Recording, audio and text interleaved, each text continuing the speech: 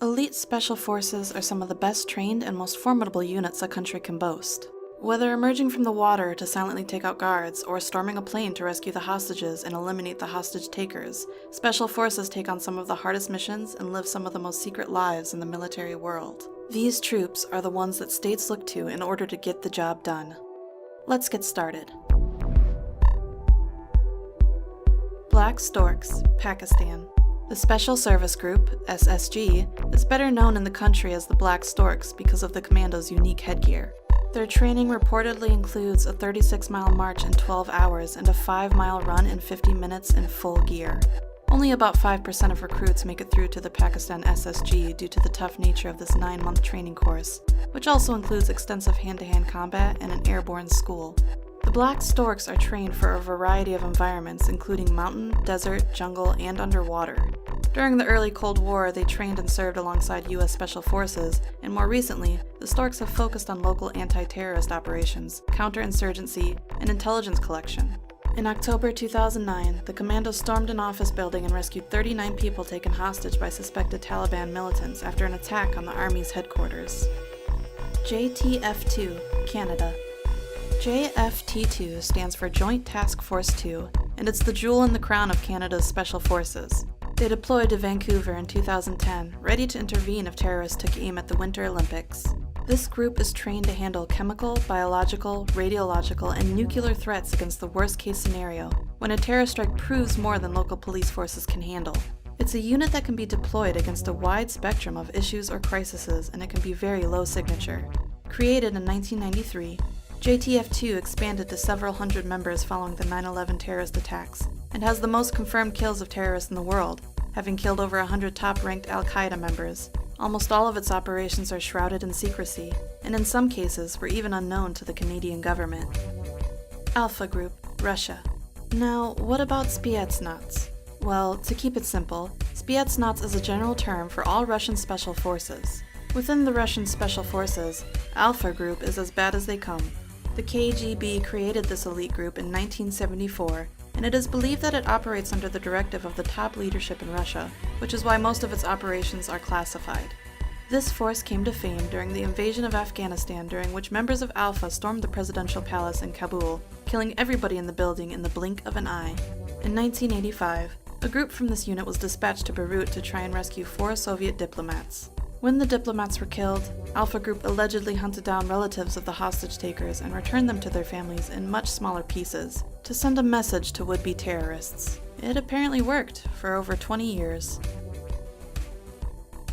Sayeret Matkal, Israel. This Israeli Special Forces is focused in intelligence gathering, and it often operates deep behind enemy lines. In 2003, Israeli taxi driver Ilyahu Giro was kidnapped after transporting 4 Palestinians to Jerusalem in his cab, but the Sayeret Matkal unit located and rescued him from a 3-foot pit in an abandoned factory in a suburb of Ramallah. The most famous of their large-scale operations is Operation Thunderbolt, which came to be after several terrorists had taken hostages on board of an airline which was flown to Uganda. Many hostages were released, but over 100 hostages were kept in the airport terminal building. An assault force of Sayeret Matkal assaulted the position, killing the terrorists and freeing all of the hostages. GIGN, France. France's elite counterterrorism teams are some of the finest in the world and have proven their abilities and bravery over decades of dangerous operations. But unlike many anti-terrorist units, GIGN is also used in arrest of dangerous criminals, countering barricade suspects, quelling prison riots, VIP protection, and other high-risk police operations within France or former colonies. Since its founding, the GIGN has seen consistent action.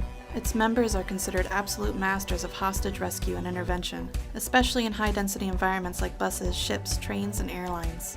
Their faces are not allowed to be photographed fully exposed, therefore they're often seen wearing tactical ski masks when operating in public. GIGN is known for innovation in technology applications and tactical methods. Their most famous operation is their assault on Flight 8969, which was an Air France flight that was hijacked on December 24, 1994, by the armed Islamic group in Algeria, where the terrorists murdered 3 passengers with the intention to blow up the plane over the Eiffel Tower in Paris. When the aircraft reached Marseille, the GIGN stormed the plane and killed all 4 hijackers. The bravery of its members comes from their extreme training course. In fact, the training is so extreme that the GIGN has lost more men during training than during their 1,000-plus operations. GSG-9, Germany. The GSG-9 was formed after the failure of the German police to rescue 11 athletes kidnapped by a group of terrorists during the Munich Olympics, where all the athletes, 5 of the terrorists, and 1 police officer were killed during the rescue attempt. In their first major mission, they took a group of 4 terrorists who had hijacked a Lufthansa flight in Somalia. 3 of the terrorists were killed, and the 4th captured during the rescue, but none of the 86 hostages were killed. Between 1972 and 2003, the GSG-9 had successfully completed over 1,500 missions, and yet only discharged a weapon 5 times, 2 of which were to shoot the attacking dogs of people they were trying to arrest. An estimated 300 to 400 people now work within the GSG-9, but the exact figure is not known. Its work today concentrates on counterterrorism, hostage situations, and disarming bombs. J.W. Grom, Poland. The Grom is the leader in Poland's anti-terrorism efforts. It was named after the Silent Unseen, which was Poland's elite World War II Special Operations unit. The Grom began its operations in 1990, and it mostly deployed in unconventional warfare roles as they have special training in operational maneuvering response. Since the terrorist attacks of 2001, the Grom has been deployed alongside U.S. Special Operations Forces in Iraq, Afghanistan, and elsewhere. During this time, they have developed a close working relationship with the U.S. Navy SEALs and have a well-earned reputation of being one of the fiercest and most competent special forces on the planet. Their training includes a variety of disciplines. All of the soldiers undergo the same specialized training in anti-terrorism and special operations, as well as frogman, sniping, and parachuting. In 4-man teams, each soldier must be prepared to assume the respective responsibilities of his colleagues should it become necessary.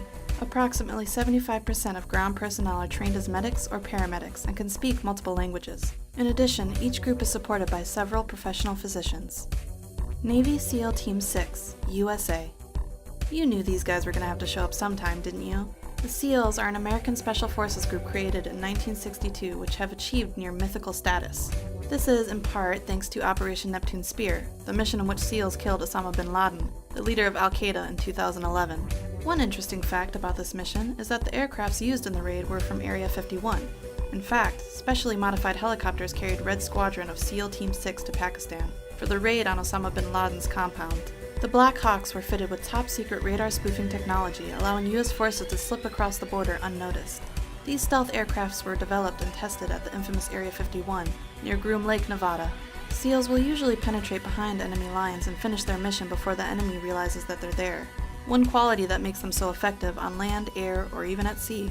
In fact, the word SEAL stands for sea, air, and land, meaning that these soldiers can fight any form of threat, anywhere. The physical and mental strength required to make it in this force is ridiculously high.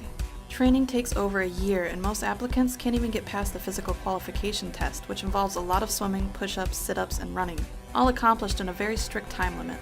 Get past that, and you enter general training. Past that, and you move on to SEAL qualification training, which then opens the door to specialized training.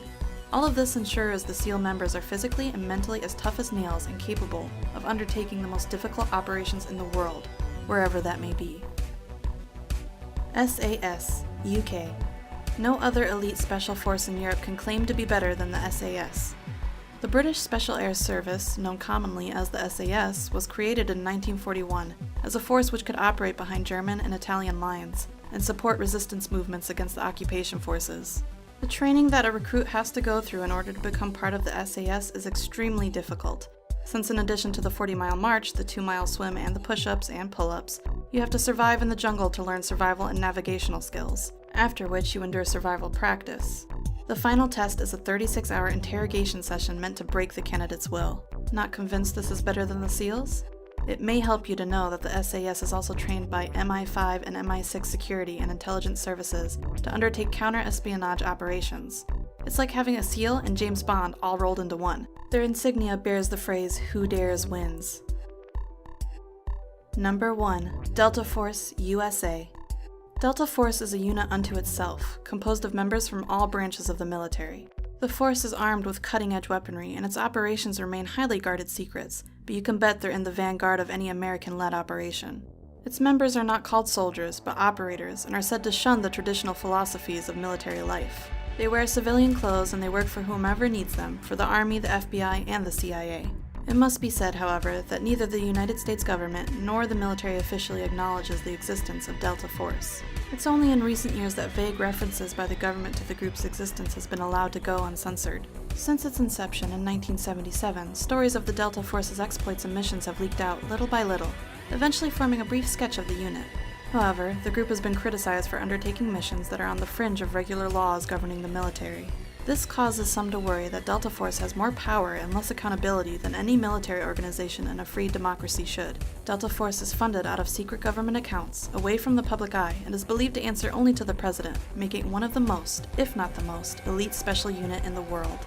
Why one of the most when we ranked it as number 1, you might ask? Well, after all, the most elite special forces are the ones that are so secretive that no one knows about their existence. Thanks for watching. If you enjoyed the video, like and subscribe to stay up to date with our newest videos.